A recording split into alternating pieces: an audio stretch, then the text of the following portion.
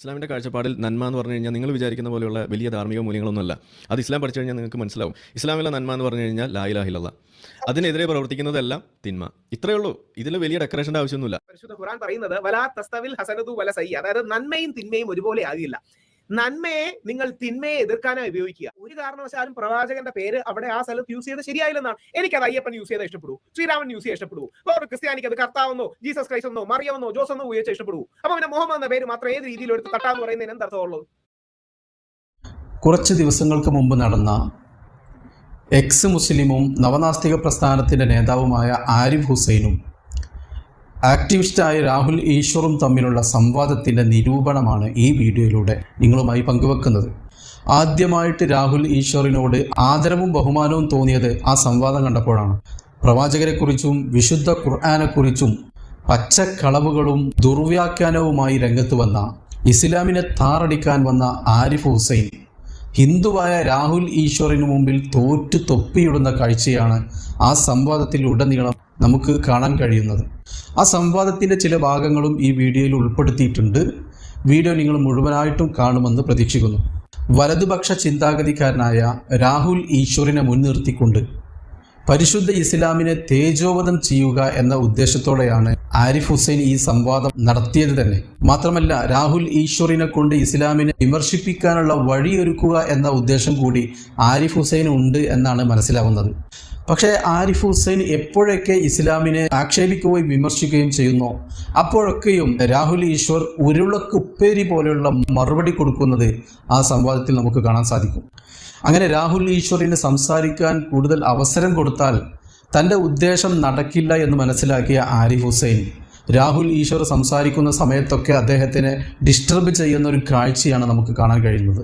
അല്ലെങ്കിൽ ഇടയ്ക്ക് കയറി വിഷയം വഴിതിരിച്ചുവിടുകയോ രാഹുൽ ഈശ്വറിനെ വിഷയം പൂർത്തിയാക്കാൻ സമ്മതിക്കാതിരിക്കുകയൊക്കെ ചെയ്യുന്നുണ്ട് ആരിഫ് ഹുസൈൻ. ഇസ്ലാമിനെ കുറിച്ച് അത്ര അറിവൊന്നുമില്ലാത്ത രാഹുൽ ഈശ്വറിന് മുമ്പിൽ പോലും പിടിച്ചു നിൽക്കാൻ കഴിയാത്ത ആരിഫ് ഹുസൈൻ ഒരു യഥാർത്ഥ ഇസ്ലാമിക പണ്ഡിതന്റെ മുമ്പിൽ വന്നുപെട്ടാൽ എന്താവും അവസ്ഥ? ആരിഫ് ഹുസൈന് ഇസ്ലാമിക പണ്ഡിതന്റെ മുമ്പിൽ പിടിച്ചു നിൽക്കാൻ കഴിയില്ല എന്ന് ഉറപ്പാണ്. അങ്ങനെ പിടിച്ചു നിൽക്കാൻ കഴിയാതെ വരുമ്പോഴാണ് ഈ നവനാസ്തികരും സംഘപരിവാറും ഒക്കെ ചെയ്യുന്നത് ഇസ്ലാമിനെ ആക്ഷേപിക്കുക, അവഹേളിക്കുക, കളവ് പ്രചരിപ്പിക്കുക, ഈ രീതിയിലുള്ള തന്ത്രവുമായിട്ട് പിന്നെ മുന്നോട്ട് വരുന്നത്. ആശയപരമായിട്ട് നേരിടാൻ കഴിയാതെ വരുമ്പോഴാണല്ലോ ഈ മർദ്ദനത്തിൻ്റെയും ആക്ഷേപത്തിൻ്റെയും വഴി സ്വീകരിക്കുന്നത്. അതാണല്ലോ സംഘപരിവാർ കുറച്ച് കാലങ്ങളായിട്ട് നമ്മുടെ രാജ്യത്ത് നടത്തിക്കൊണ്ടിരിക്കുന്നത്. ചിലപ്പോൾ ഈ വീഡിയോ കുറച്ച് നീണ്ടു പോകാൻ സാധ്യതയുണ്ട്. എന്നാലും നിങ്ങൾ വീഡിയോ മുഴുവനായിട്ടും കാണാം. കാരണം അത്രക്കും പ്രധാനപ്പെട്ട ചില കാര്യങ്ങളാണ് വീഡിയോയിലൂടെ പറയാൻ ശ്രമിക്കുന്നത്. ആ സംവാദത്തിൻ്റെ മുഴുവൻ ഭാഗങ്ങളും ഒരിക്കലും നമുക്ക് കാണാൻ സാധിക്കില്ല. എന്നാലും മർമ്മപ്രധാനമായ ചില ഭാഗങ്ങൾ നിങ്ങളെ കാണിക്കുന്നുണ്ട്. അതിൻ്റെ വിശകലനവും നിരൂപണവും ഒക്കെ ഇൻഷാ അല്ലാഹ് അതിൻ്റെ പിന്നാലെ പറയുന്നുമുണ്ട്. ഈ സംവാദം നടത്തുന്നത് എന്തിനാന്ന് വെച്ചാൽ, ഒരിക്കൽ രാഹുൽ ഈശ്വർ സോഷ്യൽ മീഡിയയിലൂടെ എല്ലാ മതങ്ങളെയും പോലെ തന്നെ പരിശുദ്ധ ഇസ്ലാമും ഒരു നല്ല മതമാണ്, ആ മതത്തിനുള്ളിലും ചില ആളുകൾ അതിനെ വികലമാക്കാൻ ശ്രമിക്കുന്നുണ്ട് എന്നൊക്കെ പറഞ്ഞിരുന്നു സോഷ്യൽ മീഡിയയിലൂടെ. എന്നാൽ അതിനെ ഗണ്ണിച്ചുകൊണ്ടാണ് ആരിഫ് ഹുസൈൻ ഈ സംവാദത്തിന് രാഹുൽ ഈശ്വറിനെ ക്ഷണിച്ചിട്ടുള്ളത്. ആരിഫ് ഹുസൈൻ പറയുന്നത് മറ്റു മതങ്ങളെ പോലെയല്ല ഇസ്ലാം, ഇസ്ലാമിൻ്റെ അടിസ്ഥാനവും ആശയവും തികച്ചും തെറ്റാണ്, സാമൂഹികമായിട്ട് മനുഷ്യനെ തിന്മയിലേക്ക് നയിക്കുന്ന ഒരു മതമാണ് ഇസ്ലാം എന്നൊക്കെയാണ് ആരിഫ് ഹുസൈൻ പറയുന്നത്. ഏതായാലും ആ സംവാദത്തിൻ്റെ ചില ഭാഗങ്ങളിലൂടെ നമുക്ക് കടന്നു പോകാം. ആദ്യം ആരിഫ് ഹുസൈൻ പറയുന്ന കാര്യങ്ങൾ നമുക്കൊന്ന് കേൾക്കാം. അതിനുശേഷം രാഹുൽ ഈശ്വറിൻ്റെ കുറച്ച് വയലുണ്ട്, അതുകൂടി നിങ്ങൾ മുഴുവനായിട്ടും കേൾക്കണമെന്ന് ആദ്യമേ ഓർമ്മിപ്പിക്കുകയാണ്. ആദ്യം രാഹുൽ ഈശ്വറിൻ്റെ വാദം എന്താണെന്ന് നമുക്ക് നോക്കാം. മതങ്ങളിൽ നല്ലതുണ്ട്, ചീത്തയുണ്ട്. ഇസ്ലാം മതത്തിൽ നല്ലതുണ്ട്, ചീത്തയുണ്ട്. ക്രിസ്ത്യൻ മതത്തിൽ നല്ലതുണ്ട്, ചീത്തയുണ്ട്. ഹിന്ദു മതത്തിൽ നല്ലതുണ്ട്, ചീത്തയുണ്ട്. അപ്പൊ ഹിന്ദു മതത്തിലെ നന്മയാണ് ഗാന്ധിജി, അതിന്റെ തിന്മയാണ് ഗോഡ്സെ. അല്ലെങ്കിൽ ഇസ്ലാം മതത്തിന്റെ നന്മയാണ് മൗലാന അബുൽ കലാം ആസാദ്, തിന്മയാണ് ഒസാമ ബിൻ ലാദൻ. അല്ലെങ്കിൽ ഇതേപോലെ ക്രിസ്ത്യൻ മതത്തിലുള്ളത്. തീർച്ചയായും ഇസ്ലാം എല്ലാ മതങ്ങളെയും പോലെ പരിശുദ്ധമായ ഒരു മതമാണ്, വിശ്വാസധാരയാണ്, ആത്മീയധാരയാണ്.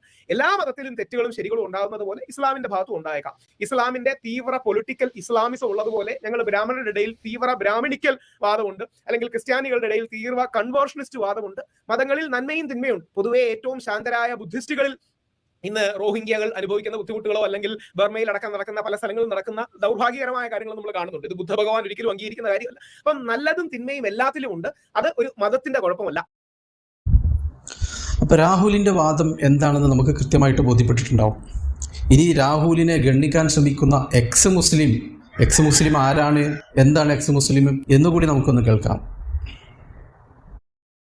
ഇപ്പോൾ ഞാനൊരു എക്സ് മുസ്ലിം എന്ന ഒരു ടാഗ് ലൈനൊക്കെ വെച്ചിട്ട് ഇരിക്കുന്ന ഒരു വലിയ ആളാണ്. അപ്പോൾ നമ്മൾ എന്തുകൊണ്ട് അങ്ങനെ പറയേണ്ടി വരുന്നു എന്ന് ചോദിച്ചു കഴിഞ്ഞാൽ അതിന് ഒരുപാട് കാരണങ്ങളുണ്ട്. ഏറ്റവും പ്രധാനപ്പെട്ട കാരണം ആ മതം നമുക്ക് ഉണ്ടാക്കിയിട്ടുള്ള പൊല്ലാപ്പുകൾ തന്നെയാണ്. പലപ്പോഴും എക്സ് മുസ്ലിം, ഞാൻ അങ്ങയുടെ ഇതിൽ വ്യക്തിപരമായിട്ടല്ല, പക്ഷെ ആ നിലപാട് തറയുടെയും യുക്തിവാദികളുടെ പൊതു നിലപാട് തറയുമാണ്. അവര് ഇസ്ലാമിനെ കടന്നാക്രമിക്കുന്നതിന്റെ ഒരു റീസൺ, ഇസ്ലാം കുറെ കൂടെ സംഘടിതമാണ്, ഒരു കോർഡിനേറ്റഡ് റെസ്പോൺസ് പലപ്പോഴും ഇസ്ലാമിന്റെ ഭാഗത്തുനിന്നോ മുസ്ലിങ്ങളുടെ ഭാഗത്തുനിന്നോ ഉണ്ടാകുന്നതുകൊണ്ടാണ്. ഹിന്ദു മതത്തിനോട് അങ്ങനെ പറഞ്ഞാൽ ഞങ്ങൾക്കൊന്നും ഒരു പ്രത്യേക പരിധിക്കപ്പുറം സെന്റിമെന്റ്സ് ഒന്നും ഹേർട്ട് ആവാൻ പോലില്ല. പകരം ഇസ്ലാമിന് കോഡിഫൈഡ് ആയ ഒരു തിയോളജി ഉണ്ട്. അത് ശരിയോ തെറ്റോ അതൊക്കെ വിശ്വസിക്കാതിരിക്കാം. എക്സ് മുസ്ലിം എന്ന രീതിയിൽ, യുക്തിവാദി എന്ന രീതിയിൽ അങ്ങ് പറയുന്നത്, അല്ലെങ്കിൽ മുമ്പോട്ട് വെക്കുന്ന പ്രപ്പോസിഷൻ, ആശയം ഇസ്ലാം എന്ന മതം അടിസ്ഥാനപരമായി ശരിയല്ലെന്നും ആ കോഡിഫിക്കേഷൻ ഓഫ് ഐഡിയോളജിയുടെ ഭാഗത്ത് തന്നെ എക്സ്ട്രീമിസം ഉണ്ട്, അല്ലെങ്കിൽ ഹാർട്ട് ലൈൻ നേച്ചർ ഉണ്ട്, ചില വാക്കുകൾ അങ്ങനെ വ്യാഖ്യാനിച്ചാൽ മോശമാകുമെന്നുമാണ്. അപ്പോൾ എക്സ് മുസ്ലിം ആരാണ്, എന്താണെന്നുള്ളത് മനസ്സിലായിട്ടുണ്ടാവും. ഇനി ഇതിലൂടെ ആരിഫ് പറയാൻ ശ്രമിക്കുന്നത് എന്താണ്? ഇസ്ലാം മറ്റു മതങ്ങളെ പോലെയുള്ള ഒരു മതമല്ല എന്നും ഒരുപാട് സാമൂഹ്യമായിട്ടുള്ള തിന്മകളെയാണ് ഇസ്ലാം പ്രോത്സാഹിപ്പിക്കുന്നത്. ഒരു സാധാരണ മനുഷ്യൻ മുസ്ലിമായിട്ട് ജനിച്ച് മുസ്ലിമായിട്ട് ജീവിച്ചു, അയാൾ തീവ്രവാദിയാകാൻ സാധ്യത വളരെ കൂടുതലാണ്. എന്നാൽ ഒരു സാധാരണ മനുഷ്യൻ മറ്റു മതങ്ങളിൽ ജനിച്ച് മറ്റു മതങ്ങളിൽ ജീവിച്ചാൽ അയാൾ തീവ്രവാദിയാകാൻ സാധ്യത വളരെ കുറവാണ് എന്നാണ് ഹാരിഫ് ഹുസൈൻ പറയുന്നത്. അപ്പം ഈ ഉദാഹരണത്തിലൂടെ മറ്റു മതങ്ങളെക്കാൾ സാമൂഹ്യമായി വളരെയധികം അപകടകരമാണ് ഇസ്ലാം എന്നാണ് ആരിഫ് ഹുസൈൻ പറയാൻ ശ്രമിക്കുന്നത്. മറ്റു മതങ്ങളെ അപേക്ഷിച്ച് പരിശുദ്ധ ഇസ്ലാം വളരെയധികം പ്രശ്നമാണെന്നും അതാണ് എൻ്റെ വാദമെന്നും അദ്ദേഹം പറയുന്നുണ്ട്.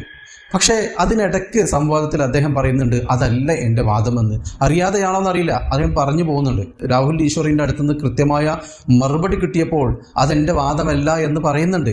ഈ സംവാദം മുഴുവനായിട്ടും കാണുന്ന ഏതൊരാൾക്കും ഈ രാഹുൽ ഈശ്വറിൻ്റെ ഈ ഇരട്ടവാദം തീർച്ചയായിട്ടും ബോധ്യപ്പെടും. അദ്ദേഹത്തിൻ്റെ ആ ഇരട്ടവാദം നമുക്കൊന്ന് നോക്കാം. നമ്മൾ ടൈറ്റിലിൽ പറഞ്ഞ പോലെ എല്ലാ മതങ്ങളെയും പോലെയാണ് ഇസ്ലാം എന്നൊരു വാദം, അത് പൊതുവേ നമ്മൾ പറഞ്ഞു കേൾക്കുന്ന കാര്യമാണ്. ഇസ്ലാം ഒരു മതം, എല്ലാ മതങ്ങളെയും പോലെ ഒരു മതമല്ലേ എന്ന് ചോദിക്കുക. ആ ഒരു സ്റ്റേറ്റ്മെൻറ്റ് ഏതോ ഒരു പോസ്റ്റിൻ്റെ ഭാഗമായിട്ട് രാഹുൽ ഷെയർ ചെയ്തപ്പോൾ അതിനൊരു വോയിസ് മെസ്സേജ് അയച്ചതിൽ നിന്നാണ് നമ്മൾ ഇന്നിപ്പോൾ ഇവിടെ ഇങ്ങനെ ഇരിക്കുന്നത് പോലും. ഇസ്ലാം എല്ലാ മതവും പോലെ ഒരു മതമാണോ? അതല്ല, അതിലെങ്ങനെയാണ് രാഹുൽ കാണാൻ ശ്രമിക്കുക? ഞാനൊരു സാധാരണ മുസ്ലിമായിട്ട് ജനിച്ച് ജീവിച്ച ഒരു വ്യക്തി ടെററിസ്റ്റ് ആയതിന് ഞാനൊരു ഉദാഹരണം പറയാം. ഓക്കെ, സാധാരണ വ്യക്തിയായി ജനിച്ച് ജീവിച്ച ബ്രാഹ്മണൻ ടെററിസ്റ്റായി മാറിയതിന് രാഹുൽ ഒരു ഉദാഹരണം പറയാം. അങ്ങനെ നമ്മൾ കളിക്കാൻ നോക്കിയാൽ ഇതിലാരായിരിക്കും ജയിക്കുക? ഈ ജിഹാദ് തന്നെയല്ലേ ക്രിസ്ത്യാനികളുടെ ക്രൂസൈഡ്? ഇത് തന്നെയല്ലേ ഹിന്ദുക്കളുടെ ധർമ്മയുദ്ധം? അപ്പൊ മുസ്ലിങ്ങളുടെ ജിഹാദ് മോശവും ക്രിസ്ത്യാനികളുടെ ക്രൂസൈഡ് കുഴപ്പമില്ല, ഹിന്ദുക്കളുടെ ധർമ്മയുദ്ധം കുഴപ്പമില്ല എന്ന് പറയുന്നതിന് എന്താ അർത്ഥം? അങ്ങനെ ആരാ പറഞ്ഞത്? അങ്ങനെ ആരും പറഞ്ഞില്ല. ഇസ്ലാമിന് മാത്രമാണോ ഈ പ്രശ്നമുള്ളത്? ഇസ്ലാമിന് മാത്രമാണോ ഈ പ്രശ്നമുള്ളത്? എന്റെ വാദം അതല്ല. ക്രൂസൈഡ് തെറ്റാണ്, ധർമ്മയുദ്ധം തെറ്റാണ്, ഈ പറയുന്ന ജിഹാദും തെറ്റാണ്. കേട്ടല്ലോ, ഇസ്ലാമിന് മാത്രമാണല്ലോ ഈ പ്രശ്നമുള്ളത് എന്ന് ആദ്യം പറഞ്ഞ ആരിഫ് ഇപ്പോൾ പറയുന്നു എൻ്റെ വാദം അതല്ല എന്ന്. അപ്പോൾ ആരിഫ് ഇസ്ലാമിനെ താറടിക്കാൻ വേണ്ടി, ഇസ്ലാമിനെ അവഹേളിക്കാൻ വേണ്ടി കണ്ടെത്തുന്ന ഓരോ കുറ്റങ്ങളും കുറവുകളും മറ്റു മതങ്ങളിലും ഉണ്ടെന്ന് രാഹുൽ ചൂണ്ടിക്കാട്ടുമ്പോൾ ആരിഫ് മലക്കം മറിഞ്ഞുകൊണ്ടിരിക്കുകയാണ്. അപ്പോൾ ആരിഫിൻ്റെ വാദം തന്നെ അതല്ല എൻ്റെ വാദമെന്ന് പറയേണ്ട അവസ്ഥ വന്നിരിക്കുകയാണ്. ഇനി ബാക്കി കേൾക്കാം.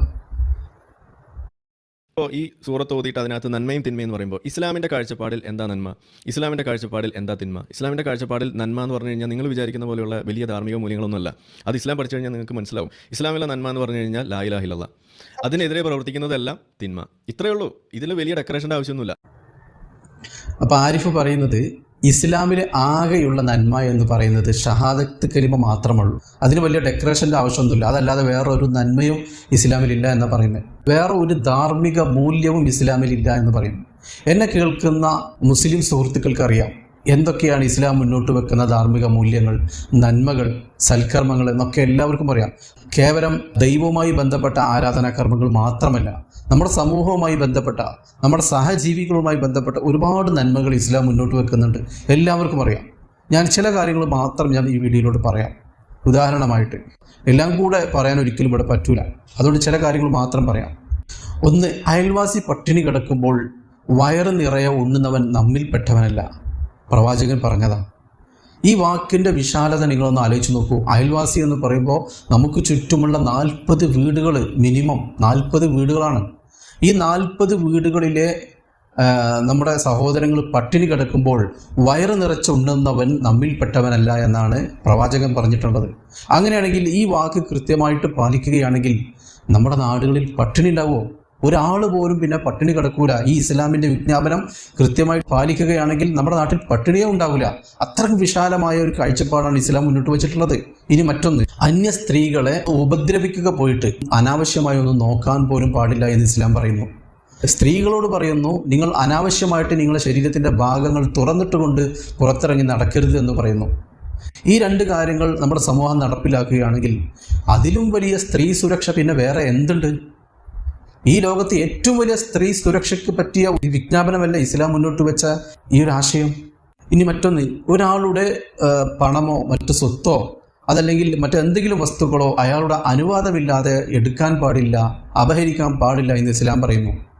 അതുപോലെ തന്നെ മറ്റൊരാളെ പരിഹസിക്കാനോ ഉപദ്രവിക്കാനോ അയാളെ അവഹേളിക്കാനോ പാടില്ല. അങ്ങനെ ചെയ്താൽ അയാളെ ചെന്ന് കണ്ട് പൊരുത്തപ്പെടിപ്പിക്കാതെ ഇയാൾക്ക് സ്വർഗത്തിൽ കടക്കാൻ പറ്റൂല എന്നാണ് ഇസ്ലാം പറയുന്നത്. നിങ്ങളൊന്ന് ആലോചിച്ച് നോക്കൂ, ഈ പറയുന്ന ഈ ആശയം കൃത്യമായിട്ട് ഒരാൾ ജീവിതത്തിൽ നടപ്പാക്കുകയാണെങ്കിൽ, അല്ലെങ്കിൽ ഈ സമൂഹം മുഴുവൻ അവർ നടപ്പാക്കുകയാണെങ്കിൽ പിന്നെ ഇവിടെ പോലീസിൻ്റെ ആവശ്യമുണ്ടോ? ഇവിടെ പിന്നെ പ്രശ്നങ്ങളുണ്ടാകുമോ നാട്ടിൽ? ഉമ്മാൻ്റെ കാലിനടിയിലാണ് സ്വർഗമെന്ന് ഇസ്ലാം പറയുന്നു. മാതാപിതാക്കളെ വെറുപ്പിച്ചവർക്ക് നരകമാണെന്ന് ഇസ്ലാം പറയുന്നു. അതുപോലെ തന്നെയാണ് കുടുംബ ബന്ധം വിച്ഛേദിക്കുന്നവന് നാശമാണെന്ന് ഇസ്ലാം പറയുന്നു. ഇസ്ലാമിൻ്റെ ഈ ആശയത്തിനനുസരിച്ച് ഒരാൾ ജീവിക്കുകയാണെങ്കിൽ പിന്നെ നമ്മുടെ നാട്ടിലെ വൃദ്ധസദനങ്ങൾ ഉണ്ടാവുമോ? ഏതെങ്കിലും ഒരാൾ തൻ്റെ മാതാപിതാക്കളെ വൃദ്ധസദനത്തിൽ കൊണ്ടാക്കുമോ? ഒരിക്കലുമില്ല. മാത്രമല്ല, നമ്മുടെ നാട്ടിലെ ശിഥിലമായിക്കൊണ്ടിരിക്കുന്ന കുടുംബ ബന്ധങ്ങൾ ഒരിക്കലും അറ്റുപോവുകയില്ല. സമാധാനത്തോടെ കുടുംബജീവിതം മുന്നോട്ട് പോകാൻ ഈ ഒരു ഇസ്ലാമിൻ്റെ വിജ്ഞാപനം കൊണ്ട് സാധ്യമാകും. ഇനി മറ്റൊന്ന്, ലഹരി ഉപയോഗിക്കാൻ പാടില്ല, സ്വന്തം ശരീരത്തോട് അക്രമം കാണിക്കാൻ പാടില്ല, അതുപോലെ ആത്മഹത്യ ചെയ്യുന്നവൻ എന്നെന്നും നരകത്തിലാണ് എന്നൊക്കെ ഇസ്ലാം പറയുന്നുണ്ട്. ഇതൊക്കെ ഒരു മനുഷ്യൻ കൃത്യമായി പാലിക്കുകയാണെങ്കിൽ, അല്ലെങ്കിൽ ഒരു സമൂഹം തന്നെ കൃത്യമായി പാലിക്കുകയാണെങ്കിൽ നമ്മുടെ നാട്ടിൽ ആത്മഹത്യ ഉണ്ടാവും. നമ്മുടെ നാട്ടിൽ ലഹരി ഉപയോഗിച്ചിട്ടുള്ള, മദ്യം ഉപയോഗിച്ചുകൊണ്ടുള്ള അപകട മരണങ്ങളോ അതല്ലെങ്കിൽ ദുരന്തങ്ങളോ അതിക്രമങ്ങളോ ഒക്കെ ഉണ്ടാവുമോ? ഉണ്ടാവില്ല. അപ്പോൾ ഈ ഒരു ഇസ്ലാമിൻ്റെ വിജ്ഞാപനം നടപ്പിലാക്കുകയാണെങ്കിൽ ഒരു സമൂഹത്തിന് എത്ര വലിയ സമാധാനവും സന്തോഷവും ഉണ്ടാവും. അവിടെ നിയമപാലകരുടെ ആവശ്യം പോലും ഉണ്ടാവില്ല. ഇനി മറ്റൊന്ന്, ഒരു മുസ്ലിമിൻ്റെ ഭക്ഷണക്രമം എന്ന് പറയുന്നത് അവൻ്റെ വയറിൻ്റെ 1/3 ഭാഗമാണ്. മറ്റൊരു ഭാഗം വെള്ളം കൊണ്ട് നിറക്കണമെന്ന് പറയുന്നു. നോമ്പ് നിൽക്കുക, നിസ്കാരം പതിവാക്കുക, ഇതൊക്കെ ഇസ്ലാം പറഞ്ഞ കാര്യങ്ങളാണ്. ഇതൊക്കെ ഒരു മനുഷ്യൻ അല്ലെങ്കിൽ ഒരു സമൂഹം മുഴുവൻ കൃത്യമായിട്ട് പാലിക്കുകയാണെങ്കിൽ ആ മനുഷ്യന് പിന്നെ ആരോഗ്യം മെച്ചപ്പെടുത്താൻ വേറെ ഒന്നും ചെയ്യേണ്ട കാര്യമില്ല. ഈ വിജ്ഞാപനം കൃത്യമായി പാലിക്കുന്ന സമൂഹം തീർച്ചയായിട്ടും ആരോഗ്യവാന്മാരായ ഒരു സമൂഹമായിരിക്കും. ഇനി ഇസ്ലാമിൻ്റെ സകാത്തിനോളം വലിയ ക്ഷേമ പ്രവർത്തനം വേറെ എന്തുണ്ട് ഈ ലോകത്ത്? ഈ സമൂഹത്തിലെ സമ്പന്നരുടെ സ്വത്തിലെ 2.5% ആ നാട്ടിലുള്ള പാവങ്ങളായ ആളുകൾക്ക് അവകാശപ്പെട്ടതാണ്. അത് കൃത്യമായിട്ട് കൊടുക്കുകയാണെങ്കിൽ പിന്നെ ആ നാട്ടിൽ ദാരിദ്ര്യത്തിൽ രേഖയ്ക്ക് താഴെയുള്ള ആളുകൾ ഉണ്ടാവുമോ? കടം കൊണ്ട് പൊറുതിമുട്ടിയ ആളുകൾ ഉണ്ടാവുമോ? അങ്ങനെ ഈ പാവപ്പെട്ടവൻ അവകാശപ്പെട്ട ഈ 2.5% ഈ സമ്പന്നരായ ആളെ കൊടുത്തില്ലെങ്കിൽ ആ സ്വത്ത് അവന് ഹറാമാണ്, അത് ഉപയോഗിക്കാൻ തന്നെ പാടില്ല എന്നാണ് ഇസ്ലാം പറയുന്നത്. എത്ര വലിയ ഒരു ക്ഷേമ പ്രവർത്തനത്തിനുള്ള ഒരു ആശയമാണ് ഇസ്ലാം മുന്നോട്ട് വെച്ചിട്ടുള്ളത്. നമ്മുടെ ചെറിയ പെരുന്നാളിനും വലിയ പെരുന്നാളിനുമൊക്കെ പാവങ്ങൾക്ക് വിതരണം ചെയ്ത അരിയുടെയും ഇറച്ചിയുടെയും കണക്ക് ധ്രുവറാട്ടിയോട് ചോദിച്ചാൽ ചിലപ്പോൾ മനസ്സിലാവും. അദ്ദേഹം വരെ ആ കാര്യങ്ങളെക്കുറിച്ച് വിശദമായിട്ട് പഠനം നടത്തിയിട്ടുണ്ട്. എത്ര വലിയ ഒരു സൽക്രമമാണ് ഈ 2 ദിവസങ്ങളിൽ ചെയ്തുകൊണ്ടിരിക്കുന്നത്. ഇനി വിശ്വാസത്തിൻ്റെ ഭാഗമായി പ്രവാചകൻ പഠിപ്പിച്ച ക്ഷമ, വൃത്തി, മിതത്വം, വഴിയൊരുക്കി കൊടുക്കുക, വഴിയിലെ തടസ്സം നീക്കി കൊടുക്കുക, ഒരാളോട് പുഞ്ചിരിക്കുന്നതും നല്ല വാക്ക് പറയുന്നതും ഒരു ദാനമാണ് എന്നാണ് ഇസ്ലാം പറയുന്നത്. തമാശക്ക് പോലും കളവ് പറയാൻ പാടില്ല എന്ന് ഇസ്ലാം പറയുന്നു. ഈ കാര്യങ്ങളൊക്കെയും ഒരു മനുഷ്യൻ കൃത്യമായിട്ട് ജീവിതത്തിൽ പാലിക്കുകയാണെങ്കിൽ ആ മനുഷ്യനേക്കാൾ വേറെ നല്ല ഒരു മനുഷ്യനെ പിന്നെ കാണാൻ കഴിയില്ല നമുക്ക്. ഇനി മറ്റൊന്ന്, സമുദ്രത്തിൽ നിന്ന് പോലും അംഗസ്നാനം ചെയ്യുമ്പോൾ 3 പ്രാവശ്യത്തിലധികം വർദ്ധിപ്പിക്കാൻ പാടില്ല എന്ന് പ്രവാചകൻ പറയുന്നു. ഒരാൾ ഒരു തൈ നടുമ്പോൾ പിറ്റേ ദിവസം ലോകാവസാനമാണെന്ന് അറിഞ്ഞാൽ പോലും ആ തൈ നടുന്ന പ്രവൃത്തിയിൽ നിന്ന് പിന്മാറരുത് എന്ന് പഠിപ്പിച്ച, യുദ്ധത്തിൻ്റെ സമയത്ത് പോലും മരങ്ങൾ അകാരണമായിട്ട് വെട്ടി നശിപ്പിക്കരുതെന്ന് പഠിപ്പിച്ച പരിശുദ്ധ ഇസ്ലാം. ഇതൊക്കെ പ്രകൃതി സംരക്ഷണത്തിന് വേണ്ടി പരിശുദ്ധ ഇസ്ലാമിൻ്റെ വിജ്ഞാപനങ്ങളാണ്.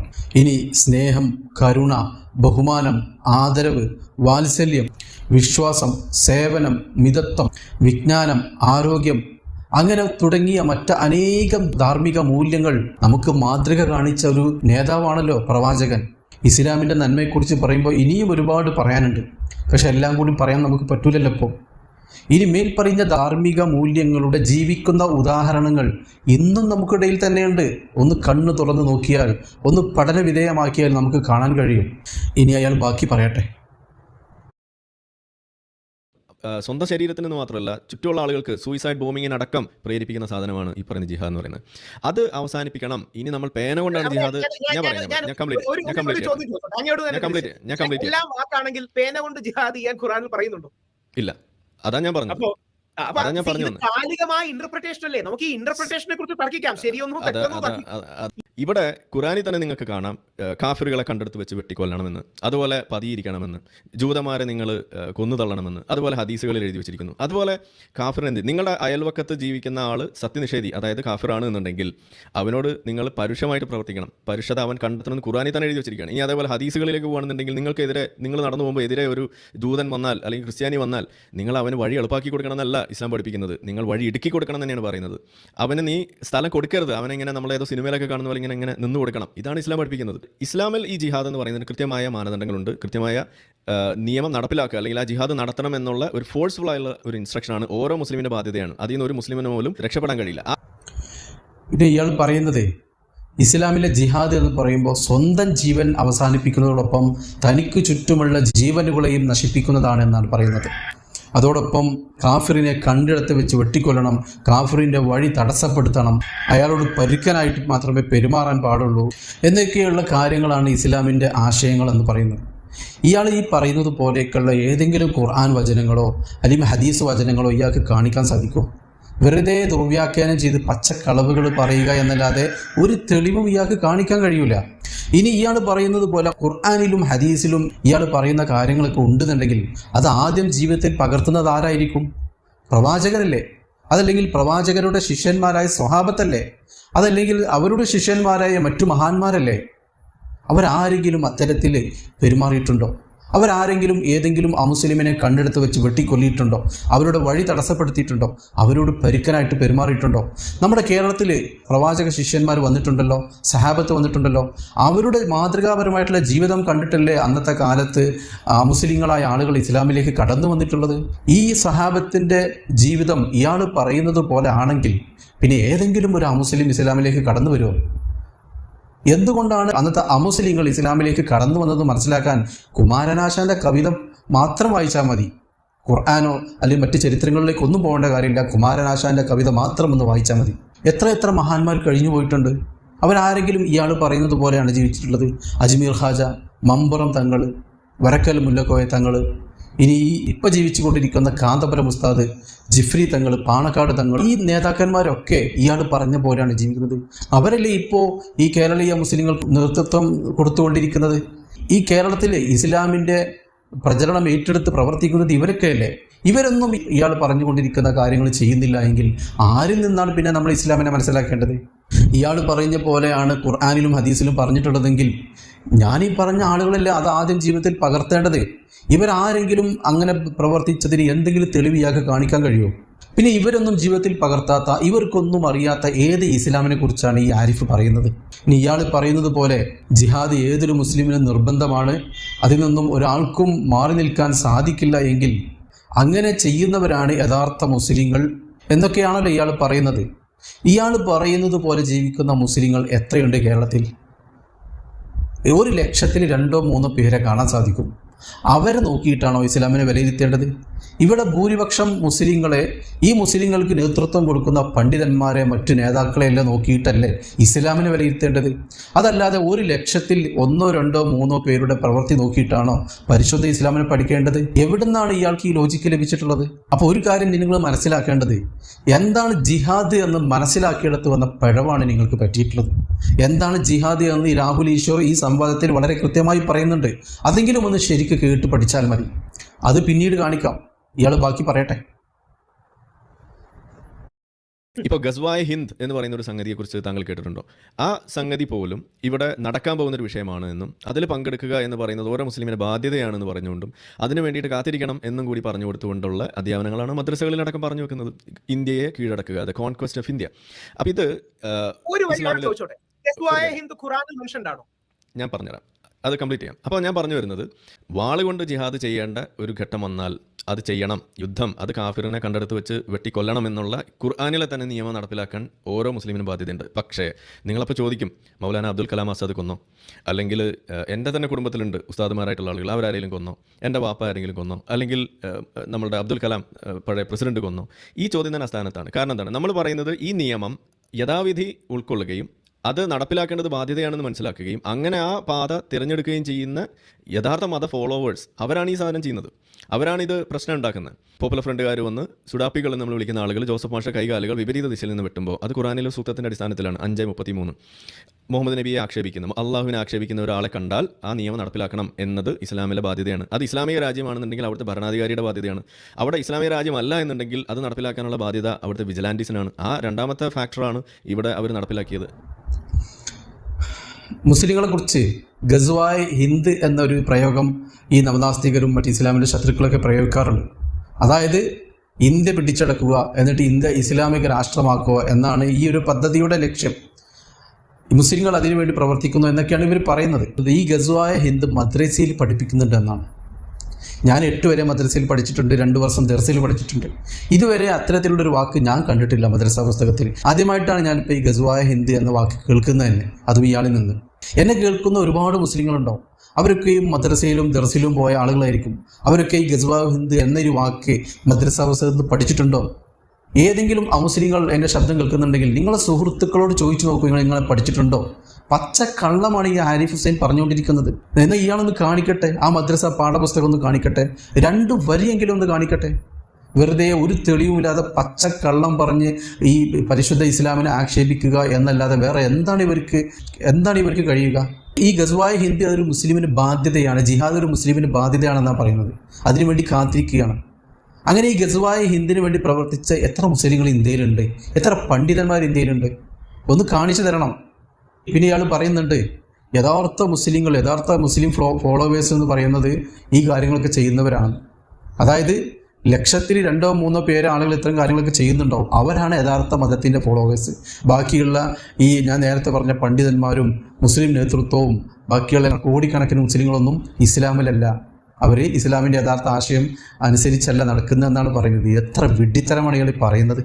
പിന്നെ ഇയാൾ പറയുന്നത് ഈ ഇസ്ലാമിനെയും പ്രവാചകരെയും അള്ളാഹുവിനെയൊക്കെ ആക്ഷേപിക്കുന്നവർക്ക് അവരെ വഴിയിൽ വെച്ച് കണ്ടാൽ വെട്ടിക്കൊല്ലണമെന്ന് ഇസ്ലാം പറയുന്നത്. എന്നിട്ട് ഇയാളും രവിചന്ദ്രനൊക്കെ എപ്പോഴും ജീവിച്ചിരിക്കുന്നുണ്ടല്ലോ. ഒരു ചെറു വിരലിനെങ്കിലും പരിക്ക് പറ്റിയിട്ടുണ്ടോ ഏതെങ്കിലും മുസ്ലിങ്ങൾ കാരണം? കേരളത്തിൽ ഏറ്റവും കൂടുതൽ പ്രവാചകരെയും അള്ളാഹിനെയും ആക്ഷേപിക്കുന്നത് ഇവരെന്നാണല്ലോ. എന്നിട്ട് ഇവർക്ക് യാതൊരു വിധ പരിക്കും ഒരു മുസ്ലിമിൻ്റെ ഭാഗത്തുനിന്നും ഉണ്ടായിട്ടില്ല. ഇപ്പോഴും നല്ല സന്തോഷത്തോടെ ഇവർ ജയിച്ചുകൊണ്ടിരിക്കുന്നു, സംവാദം നടത്തുന്നു, വേദികളിൽ നിന്നും വേദികളിലേക്ക് സഞ്ചരിക്കുന്നു, ഒരു കുഴപ്പമില്ല. എന്നിട്ട് ഇവർ തന്നെ പറയുന്നു പ്രവാചകരെയും അള്ളാഹിനെയും ആക്ഷേപിക്കുന്നവർക്ക് കാണുന്നിടത്ത് വെച്ച് വെട്ടിക്കൊല്ലാനാണ് ഇസ്ലാം പറഞ്ഞിട്ടുള്ളത്. എത്ര മുസ്ലിങ്ങൾ ഇവരെ കണ്ടിട്ടുണ്ടാവും? ഒന്ന് പറയട്ടെ, ഇവരെ വെട്ടിക്കൊല്ലാൻ ശ്രമിച്ച് ഏതെങ്കിലും ഒരു മുസ്ലിമിനെന്ന് പറയട്ടെ. അല്ലെങ്കിൽ ഇയാൾ കമാൻഡോകളുമായി ബോഡി ഗാർഡുമായിട്ടാണ് നടക്കുന്നത്? പിന്നെ ഈ വിമർശനങ്ങളൊന്നും ഇസ്ലാമിനൊരു പുത്തരിയല്ല. ഇസ്ലാമിന് എല്ലാ കാലത്തും ഇത്തരത്തിലുള്ള വിമർശനങ്ങൾ ഉണ്ടായിട്ടുണ്ട്, ആക്ഷേപങ്ങൾ ഉണ്ടായിട്ടുണ്ട്. ഇതിനും വലിയ മർദ്ദനങ്ങളും ക്രൂരമായ ആക്രമണങ്ങളൊക്കെ നേരിട്ടിട്ടുണ്ട്. അതൊക്കെ സഹിച്ചുകൊണ്ട് തന്നെയാണ് പരിശുദ്ധ ഇസ്ലാം ഇവിടെ വളർന്നു വന്നിട്ടുള്ളത്. നിങ്ങൾക്കറിയോ, പ്രവാചകന്റെ എളാപ്പയായ ഹംസ റളിയല്ലാഹു അൻഹുവിനെ ഉഹുദ് യുദ്ധത്തിൽ വെച്ചിട്ട് ശത്രുപക്ഷത്തിൻ്റെ വെട്ടേറ്റ് വീണപ്പോൾ ജീവനോട് പിടയുന്ന ഹംസ റളിയല്ലാഹു അൻഹുവിൻ്റെ തലയോട്ടി പിളർത്തി തലയോട്ടി എടുത്തുകൊണ്ട് ആ തലയോട്ടിയിൽ മദ്യമൊഴിച്ച് കുടിച്ചയാളാണ് ഹിന്ദ് എന്ന സ്ത്രീ. അതുപോലെ തന്നെ കരൾ പറിച്ചെടുത്ത് ആ കരളെ ചവച്ചരച്ച് തുപ്പിയ അത്രയും ക്രൂരമായ പ്രവർത്തനം കാഴ്ചവെച്ച ഒരു വനിതയാണ് ഹിന്ദ് എന്ന സ്ത്രീ. ആ ഹിന്ദിന് പിന്നീട് മാപ്പ് കൊടുത്ത മതമാണ് പരിശുദ്ധ ഇസ്ലാം. അത്തരത്തിലുള്ള ക്രൂരമായ അക്രമങ്ങൾ ചെയ്ത ഒരുപാട് ആളുകൾക്ക് മാപ്പ് കൊടുത്ത ചരിത്രമാണ് പരിശുദ്ധ ഇസ്ലാമിന് പറയാനുള്ളത്. ആ ചരിത്രം ഉള്ളിൽ കൊണ്ടു നടക്കുന്ന ഞങ്ങൾക്കൊന്നും ഈ ആരിഫ് ഹുസൈനും രവിചന്ദ്രനും ഒരു ഈർക്കിളിൻ്റെ വില പോലും ഞങ്ങൾ കൽപ്പിച്ചിട്ടില്ല. ഇതൊന്നും ഞങ്ങൾക്കൊരു പുത്തരിയല്ല. ഈ പരിശുദ്ധ ഇസ്ലാം ഏറ്റവും കൂടുതൽ പ്രോത്സാഹിപ്പിച്ചിട്ടുള്ളത് അങ്ങേയറ്റം ക്ഷമിക്കുക, അങ്ങേയറ്റം സഹിക്കുക എന്നുള്ളതാണ്. അതല്ലാതെ വൈകാരികമായിട്ട് പ്രതികരിക്കുക, പ്രകോപനത്തിൻ്റെ വഴി സ്വീകരിക്കുക എന്നതല്ല. അതാദ്യം നിങ്ങൾ മനസ്സിലാക്കേണ്ടതുണ്ട്. ഒരു കാര്യം നിങ്ങൾ മനസ്സിലാക്കേണ്ടത്, മുസ്ലിങ്ങളെ പ്രകോപിപ്പിച്ചുകൊണ്ട് തീവ്രവാദി ആക്കാനുള്ള ഒരു ശ്രമവും നടക്കൂല, അത് വിജയിക്കൂല. സംഘപരിവാരം നടത്തുന്നുണ്ട്. നിരവധി പള്ളികൾ ആക്രമിച്ച്, നിരവധി മുസ്ലിങ്ങളെ ആക്രമിച്ച് കൊലപ്പെടുത്തിയിട്ടൊക്കെ മുസ്ലിങ്ങളെ പ്രകോപിപ്പിച്ച് അവിടെ കലാപം ഉണ്ടാക്കാൻ ശ്രമിക്കുന്നുണ്ട്. പക്ഷെ നടക്കൂല. ചില വിവരം കേട്ട ആളുകൾ ചിലപ്പോൾ അതിനെ ഇറങ്ങിക്കൂടായികയില്ല. പക്ഷെ ഒരിക്കലും വിവരമുള്ള മുസ്ലിങ്ങൾ അത്തരമൊരു പ്രവർത്തനത്തിന് ഇറങ്ങൂല. നിങ്ങൾ എത്ര ശ്രമിച്ചാലും അത് പരാജയപ്പെടുക തന്നെ ചെയ്യും. അയാൾ പറയട്ടെ. മതങ്ങൾ എന്ന് പറയുമ്പോൾ സെറ്റ് ഓഫ് റൂൾസ്, അത് തന്നെയാണ് മതങ്ങളെ നമ്മൾ മുന്നോട്ട് വെക്കുന്നതിൽ പ്രധാനപ്പെട്ട ഒരു കാര്യം. ഇസ്ലാമിലേക്ക് വന്നു കഴിയുമ്പോൾ ഇസ്ലാമിന് ചില ഡെഫിനിഷൻസ് ഉണ്ട്, അല്ലെങ്കിൽ ഒരു പ്രധാനപ്പെട്ട ഡെഫിനിഷൻ ഉണ്ട്, ഒറ്റ ഡെഫിനിഷൻ. അതെന്ന് പറഞ്ഞു കഴിഞ്ഞാൽ ഷഹാദത്ത് കലിമ, അത് നിങ്ങൾ ഫോളോ ചെയ്യണം. അത് ഫോളോ ചെയ്താൽ, അതായത് അള്ളാഹു അല്ലാതെ ആരാധനയ്ക്ക് അർഹനായി വേറെ ദൈവമില്ല എന്നാണ് പറയുന്നത്. ലാ ഇലാഹ ഇല്ലല്ലാ, there is no god but Allah. ഇനി മുഹമ്മദ് റസൂലുള്ള പ്രവാചകനാണ് മുഹമ്മദ് എന്നും നമ്മൾ സാക്ഷ്യപ്പെടുത്തിയാൽ മാത്രമാണ് നിങ്ങൾ അതിനകത്ത് ഒരു മുസ്ലിം ആവുന്നുള്ളൂ എന്ന് നമ്മൾ പറയുന്നു. അങ്ങനെ തുടങ്ങിയിട്ട് നമ്മൾ ഇതിനകത്തേക്ക് താഴേക്ക് വരുമ്പോൾ 5 പില്ലേഴ്സ് ഓഫ് ഇസ്ലാമിനെ കുറിച്ച് പറയുന്നു. ഇത് തന്നെ ജീസസ് ക്രൈസ്റ്റും പറഞ്ഞിട്ടില്ലേ? എല്ലാത്തിലും ഉണ്ട് ഇതേപോലുള്ള ഡെഫിനിഷൻസ് ഉണ്ട്, അതിൻ്റെ പില്ലേഴ്സ് ഉണ്ട്. ഇപ്പോൾ 10 കമാൻഡ്മെന്റ്സ് പറയുന്ന പോലെ ഹിന്ദു മതത്തിൽ അങ്ങനെ എന്തെങ്കിലും പറയുന്നുണ്ടെങ്കിൽ അതുപോലെ എല്ലാത്തിലും ഉണ്ട്. എങ്കിൽ ഒരു പ്രധാനപ്പെട്ട റൂളാണ് മുസ്ലിങ്ങളായിട്ട് നിങ്ങൾ ജീവിക്കുന്നുണ്ട് എങ്കിൽ നിങ്ങൾ ജിഹാദിൽ ഏർപ്പെടണം എന്നുള്ളത്. അപ്പോൾ ഇയാൾ പറയുന്നത് മുസ്ലിമായിട്ട് ജീവിക്കണം എന്നുണ്ടെങ്കിൽ ജിഹാദിൽ ഏർപ്പെടണമെന്ന്. ജിഹാദ് എന്താണെന്നുണ്ട് രാഹുൽ ഈശ്വർ ഇയാൾ പഠിപ്പിച്ച് കൊടുക്കുന്നുണ്ട്. ആദ്യം നമുക്ക് അതൊന്ന് കേൾക്കാം. എന്താണ് ജിഹാദ് എന്ന് ഒരു മുസ്ലിം പണ്ഡിതൻ പഠിപ്പിച്ചു കൊടുക്കുമ്പോഴല്ലേ പ്രശ്നമുള്ളൂ. ഒരു അമുസ്ലിമായ ഹിന്ദുവായ രാഹുൽ ഈശ്വർ പഠിപ്പിച്ചു കൊടുക്കട്ടെ. അപ്പോൾ പിന്നെ അത് തള്ളിക്കളയേണ്ട കാര്യമില്ലല്ലോ. ആ വീഡിയോ ഒന്ന് കേൾക്കാം. അതായത് ജിഹാദ് എന്ന വാക്കിന് എന്തോ തെറ്റുണ്ടെന്നും ജിഹാദി എന്ന് പറയുന്നത് എന്തോ മോശമാണെന്നും ഉള്ള ധ്വനിയിൽ നിന്നാണ് തുടങ്ങുന്നത്. മഹാത്മാഗാന്ധിയെ കുറിച്ച് നരേന്ദ്രമോദിയുടെ മന്ത്രിയായിരുന്ന ലിബറൽ മുസ്ലിം ആയിരുന്ന ശ്രീ MJ അക്ബർ മനോഹരമായ ഒരു ആർട്ടിക്കിൾ എഴുതിയിട്ടുണ്ട്. അതിൽ അദ്ദേഹം പറയുന്നത് ലോക ചരിത്രത്തിലെ ആദ്യ അമുസ്ലിം ജിഹാദി മഹാത്മാഗാന്ധി ആയിരുന്നു എന്നാണ്. അപ്പോൾ ജിഹാദ് എന്ന വാക്കിനെ പോലും പ്രശ്നവൽക്കരിക്കുന്ന ഇസ്ലാമോഫോബിയയുടെ പൊതുബോധത്തിൽ നിന്നല്ലേ നമ്മൾ സംസാരിക്കുന്നത്. ജിഹാദ് എന്ന് പറഞ്ഞാൽ എന്തോ മോശമാണെന്നും ജിഹാദി എന്ന് പറഞ്ഞാൽ മോശമാണെന്നും ആദ്യമേ കരുതുന്ന രീതിയിലല്ലേ. അങ്ങനെയാണെങ്കിൽ കഴിഞ്ഞ നൂറ്റാണ്ടിലെ ഏറ്റവും വലിയ പരിശുദ്ധ ഖുർആൻ പണ്ഡിതന്മാരിൽ ഒരാളായ മൗലാന അബുൽ കലാം ആസാദ് ആരെങ്കിലും അങ്ങനെ കൊന്നിട്ടുണ്ടോ? നമ്മുടെ അബ്ദുൽ കലാമിന്റെ അച്ഛൻ ഒരു ഇമാം ആയിരുന്നില്ലേ? രാമേശ്വരത്തെ ഒരു പള്ളിയുടെ ഇമാമിന്റെ മകനാണ് ഇന്ത്യ കണ്ട ഏറ്റവും വലിയ സയന്റിസ്റ്റ് പ്രസിഡന്റ് ആയത് എന്നുള്ളത് തന്നെ അങ്ങനെ സോകോൾഡ് എക്സ്ട്രീമിസത്തിന്റെ സ്ട്രാൻഡ്, തീവ്രവാദത്തിന്റെ സ്ട്രാൻഡ്, ഭീകരവാദത്തിന്റെ സ്ട്രാൻഡ് നമ്മുടെ നാട്ടിൽ ഇല്ല എന്നുള്ളതല്ലേ എന്റെ തെളിവ്. അതായത് greater jihad is to fight against the evil in our own mind. നമ്മുടെ ഉള്ളിലെ നെഗറ്റിവിറ്റിയോടുള്ള ഫൈറ്റിനെയാണ് ജിഹാദ് അൽ അക്ബർ എന്ന് പറയുന്നത്. ജിഹാദ്, ചെറിയ ജിഹാദ് എന്ന് പറയുന്നത് ഒരു പക്ഷേ അവിടുത്തെ കോണ്ടെക്സ്റ്റിൽ ഇസ്ലാമിന്റെയോ വിശ്വാസത്തിന്റെയോ ഉമ്മത്തിന്റെയോ ഒക്കെ എതിരാളികളായി വരുന്നവരോട് ഫൈറ്റ് ചെയ്യുന്നു. ഇന്ന് ഇന്ത്യൻ പട്ടാളക്കാർ പാകിസ്ഥാനി പട്ടാളക്കാരെ കൊല്ലുമ്പോൾ നമ്മളവരെ ഹീറോസ് എന്ന് വിളിക്കാറില്ല.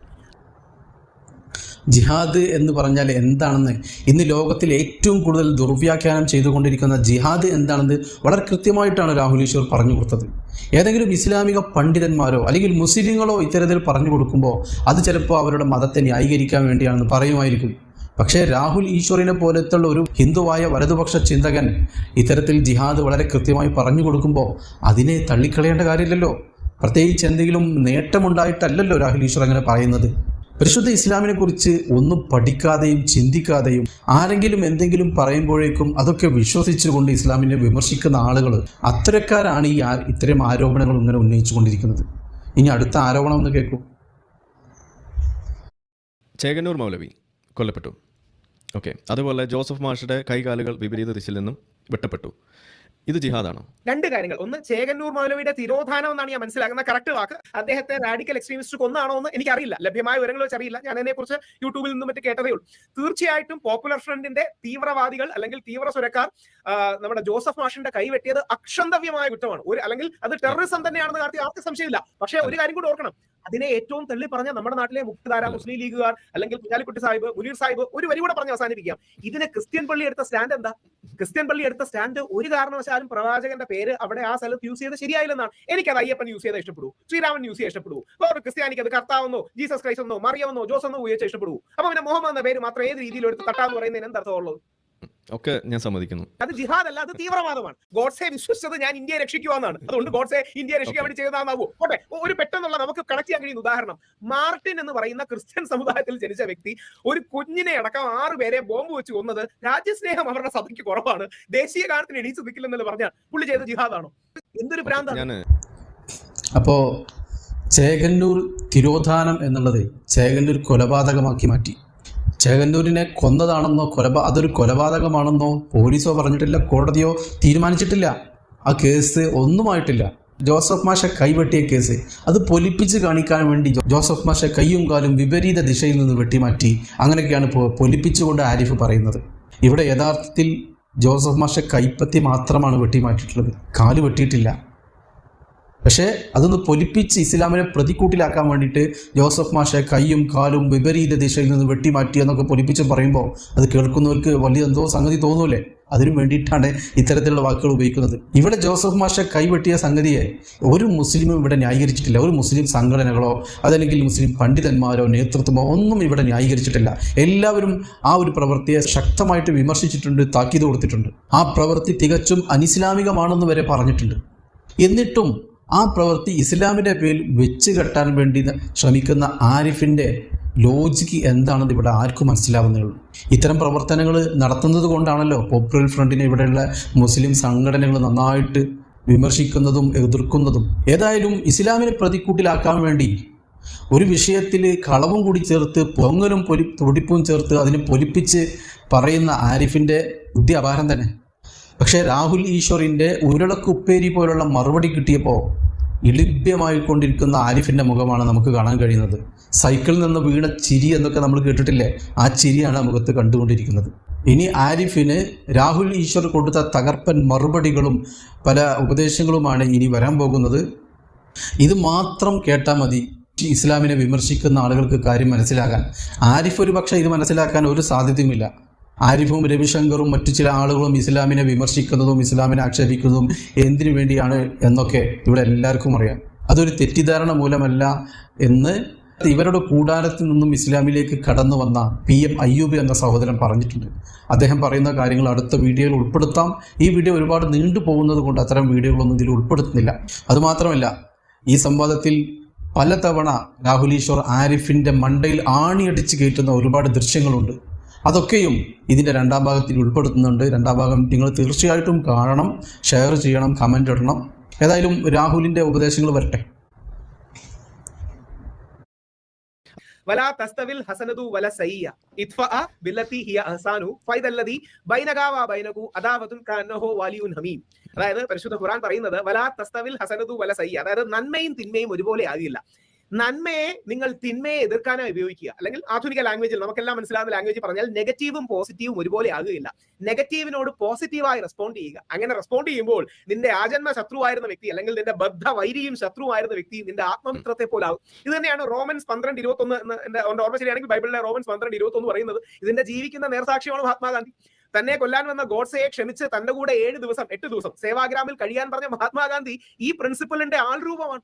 ഇതിലെ നെഗറ്റീവിനെ മാത്രം എടുത്തു വെച്ച് ഇതിൽ മുഴുവൻ മോശമാണെന്ന് പറയുന്ന ഏതുപോലെയാന്ന് പറഞ്ഞാൽ, ഞങ്ങൾ ഹിന്ദുക്കളിലെ പ്രത്യേകിച്ച് പിന്നോക്ക വിഭാഗക്കാരിലെ ആൾക്കാർ ജാതി മാത്രമാണ് ഹിന്ദുയിസം എന്ന് പറയുന്നതും ജാതീയതയിൽ ഒരുപാട് തെറ്റുണ്ടായിട്ടുണ്ട്. ഈ ജാതീയത മാത്രമാണെന്ന് പറഞ്ഞ് ഹിന്ദു ധർമ്മത്തെ അടിച്ചമർത്താനും താഴ്ത്തിക്കെട്ടാനും ശ്രമിക്കുന്നത് പോലെയാണ്. അതായത് ഒരു മതത്തിന് നന്മകളും തിന്മകളും ഉണ്ട്. ഇതിന്റെ നന്മകളെ വെച്ച് തിന്മകളെ മറക്കണ്ട. പക്ഷേ ഇതിന്റെ തിന്മകളെ വെച്ച് നന്മകൾ ഒന്നുമില്ലെന്ന് പറയുന്നത് സ്റ്റീരിയോ ടൈപ്പിംഗ് ആണ്, ഡീമോണൈസിംഗ് ആണ്. അതൊരു ലോജിക്കൽ ഫാലസിയാണ്. ഈ ലോജിക്കൽ ഫാലസി എന്ന് പറഞ്ഞാൽ സ്റ്റീരിയോ ടൈപ്പ് ചെയ്ത് 1-2 വരി വെച്ച് ബാക്കി എല്ലാവരെയും ഇല്ലാതാക്കാൻ പറയുന്നു എന്ന് പറയുന്നതിന് എന്താ അർത്ഥമുള്ളത്? നമുക്ക് ഇപ്പം തന്നെ കോണ്ടെക്സ്റ്റ് നോക്കാം. ഇത് പരിശുദ്ധ ഖുർആനാണ്. 5:33, 34, 35 ഒക്കെ ആണെങ്കിൽ പറഞ്ഞത്. അതായത് ദൈവത്തിനും ദൈവത്തിന്റെ പ്രവാചകനും എതിരെ അല്ലെങ്കിൽ ആ നാട്ടില് ഏതെങ്കിലും രീതിയിൽ പ്രശ്നങ്ങൾ ഉണ്ടാക്കുന്നവർക്കെതിരെ അവർക്കെതിരെ എന്ത് ചെയ്യാന്നുള്ളൂ. എന്നാൽ 5:32 അടക്കമുള്ള കോണ്ടെക്സ്റ്റ് എന്താ? രസകരമായ വാക്ക് പറയുന്നത് ചിൽഡ്രൻ ഓഫ് ഇസ്രായേൽ, ഇസ്രായേലിന്റെ സന്തതികളിൽ എക്സെപ്റ്റ് ഫോർ, അതായത് ആ നാട്ടിൽ അതായത് കൊലപാതകത്തിന്റെ ഇത് കോണ്ടെക്സ്റ്റ് ആണ്, വരിയുടെ കോണ്ടെക്സ്റ്റ് ആണ്. നിരപരാധിയായ ഒരു മനുഷ്യനെ കൊല്ലുകയാണെങ്കിൽ അത് എല്ലാ മാൻകൈൻഡിനെയും കൊന്നതുപോലെയാണ്. അല്ല, ഒരുവനെ രക്ഷിച്ചാൽ അവൻ എല്ലാ മാൻകൈൻഡിനെ രക്ഷിച്ച പോലെയാണ്. ഇതിന് കോണ്ടെക്സ്റ്റ് ഒന്നൊരു കാര്യമില്ലേ? യഥായഥാഹി ധർമ്മസ്യ ഗ്ലാനിർഭവതി ഭാരത അഭ്യുത്ഥാനം അധർമ്മസ്യ തദാത്മാനം സൃജാമ്യഹം. അതായത് എപ്പോഴൊക്കെ ധർമ്മത്തിന് നാശം സംഭവിക്കുന്നുവോ ഞാൻ അപ്പോഴൊക്കെ വന്ന് നിരപരാധികളെ രക്ഷിക്കും, അധർമ്മികളെ ഇല്ലാതാക്കും. ഇത് ധർമ്മം എന്ന വാക്ക് മാറ്റി മതം എന്ന വാക്കിട്ട് എന്റെ കോണ്ടെക്സ്റ്റ് കൊണ്ടുവന്ന് എപ്പോഴൊക്കെ എന്റെ മതത്തിലെ ആൾക്കാർ ഉണ്ടാകുന്നുവോ ഞാൻ ബാക്കിയുള്ളവരെ കൊല്ലുമെന്ന് പറഞ്ഞാൽ ശ്രീകൃഷ്ണ മോശക്കാരനായില്ലേ? ഇവിടെ കോണ്ടെക്സ്റ്റ് കാര്യമില്ലേ? ഈ കോണ്ടെക്സ്റ്റ് കാണാതെ വരികളും വാക്കുകളും അടർത്തി മാറ്റി ഇത് മോശമാണെന്ന് ചിത്രീകരിക്കുന്നത് നമ്മുടെ ഭാഗത്തു നിന്നുള്ള ഒരു ഇന്റലക്ച്വൽ ഡിസോണസ്റ്റി കൂടെയല്ലേ? ഇനി ഈ സംവാദത്തിൽ ആരിഫ് പറഞ്ഞ ഏക വസ്തുതാപരമായ ഒരു കാര്യമാണ് ഇനി പറയാനുള്ളത്. അതും കൂടി കേട്ടിട്ട് നമുക്ക് അടുത്ത കാര്യങ്ങളിലേക്ക് കടക്കാം. നമ്മുടെ നാട്ടിൽ ജീവിക്കുന്ന മുസ്ലിങ്ങളിലേക്ക്, ഈ ഇസ്ലാം ഒന്നും അറിയാതെ ജീവിക്കുന്ന സാധാരണ മുസ്ലിങ്ങളിലേക്ക് ഇവിടുത്തെ സലഫി ദഅവ ഇൻഫ്ലുവൻസിൻ്റെ ഭാഗമായിട്ട് ഇത് കൂടുതൽ കൊണ്ടുവരുമ്പോൾ കൂടുതൽ ആളുകൾ ഇതിലേക്ക് ആകർഷകരാകുന്നത്, അവർ ഈ തീവ്രവാദ പ്രവർത്തനങ്ങളിലേക്ക് പോലും പോകുന്നത്. ആരിഫ് ആ പറയുന്നത് യാഥാർത്ഥ്യമാണ്. ഇസ്ലാമിനെ ഈ രീതിയിൽ പലരും തെറ്റിദ്ധരിക്കാൻ കാരണം സലഫി മൂവ്മെൻറ്റുകളാണ്. അവരുടെ ആശയം കാരണം പല ആളുകളും തീവ്രവാദത്തിലേക്ക് പോയിട്ടുണ്ട്. അത് ഇസ്ലാമിനെ തെറ്റിദ്ധരിക്കാൻ ഒരു കാരണമായിട്ടുണ്ട്. നമ്മുടെ നാട്ടിലെ സലഫികളുടെയും പോപ്പുലർ ഫ്രണ്ടുകാരുടെയും ചില നിലപാടുകളും പ്രവർത്തനങ്ങളും പരിശുദ്ധ ഇസ്ലാമിനെ തെറ്റിദ്ധരിക്കാൻ വല്ലാതെ കാരണമായിട്ടുണ്ട് എന്ന് പറയാതിരിക്കാൻ കഴിയില്ല. അതുപോലെ തന്നെ ആരിഫിനെ പോലുള്ള, രവിചന്ദ്രനെ പോലെയുള്ള ആളുകൾക്ക് ഇസ്ലാമിനെ അടിക്കാനുള്ള വടി കൊടുക്കുന്നതും ഈ മുജാഹിദ് മൗലവിമാരാണ്, പോപ്പുലർ ഫ്രണ്ടുകാരാണ്. എൻ്റെ വാക്കുകൾ ഏതെങ്കിലും നവനാസ്തികർ കേൾക്കുന്നുണ്ടെങ്കിൽ നിങ്ങൾ ചിന്തിക്കേണ്ട ഒരു കാര്യമുണ്ട്. ഏതെങ്കിലും ഒരാൾ തെറ്റ് ചെയ്യുന്നത് കണ്ടാൽ മുസ്ലിമായ ആളുകൾ എന്താണ് ചെയ്യേണ്ടത്? അയാളെ ആവശ്യമെങ്കിൽ നിയമപരമായിട്ട് നേരിടുക, നിയമത്തിൻ്റെ മുമ്പിൽ കൊണ്ടുവരിക. അതല്ലാതെ അയാളെ ആ തെറ്റിൻ്റെ പേരിൽ പരസ്യമായിട്ട് ആക്ഷേപിക്കാനോ അവഹേളിക്കാനോ പാടില്ല എന്നാണ് ഇസ്ലാം പറയുന്നത്.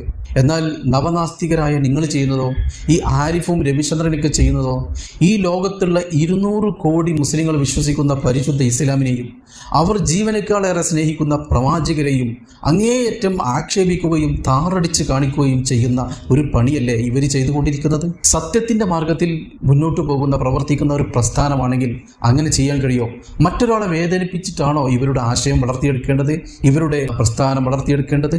സ്വന്തം ആശയത്തെയും സ്വന്തം പ്രസ്ഥാനത്തെയും പ്രചരിപ്പിക്കാൻ മറ്റു മതങ്ങളെ താഴ്ത്തിക്കെട്ടേണ്ട എന്ത് ആവശ്യമാണുള്ളത്? ആശയദാരിദ്ര്യമുള്ളവരല്ലേ അങ്ങനെ ചെയ്യൂ? മറ്റൊരു മതത്തെ താഴ്ത്തിക്കെട്ടിയിട്ടേ തനിക്ക് തൻ്റെ ആശയം പ്രചരിപ്പിക്കാൻ കഴിയുമെന്ന് ചിന്തിക്കുന്നത്? വെള്ളത്തിൽ മുങ്ങിപ്പോകുന്ന ആൾ രക്ഷപ്പെടാൻ വേണ്ടി ചിലപ്പോൾ മറ്റൊരാളുടെ പെരടിയിലോ തലയിലോ ചവിട്ടിയിട്ടായിരിക്കും രക്ഷപ്പെടുക.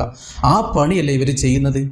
മറ്റു മതങ്ങളെയും മറ്റു സമൂഹത്തെയും ആക്ഷേപിക്കുക, വേദനിപ്പിക്കുക, അവരുടെ തലയിൽ കയറി നിന്നുകൊണ്ട് ഇവരുടെ പ്രസ്ഥാനത്തെ വളർത്തിയെടുക്കുക. ഈ കാര്യമല്ലേ ഈ നവനാസ്തികർ ചെയ്തുകൊണ്ടിരിക്കുന്നത്? ഏതായാലും വീഡിയോ വല്ലാതെ നീണ്ടുപോയിട്ടുണ്ട്, ഞാൻ അവസാനിപ്പിക്കുകയാണ്. വീഡിയോ നീണ്ടുപോയതിൽ ക്ഷമാപണം നടത്തിക്കൊണ്ട് ഈ വീഡിയോ ഞാൻ അവസാനിപ്പിക്കുന്നു. അസ്സലാമു അലൈക്കും വറഹ്മത്തുള്ളാഹി.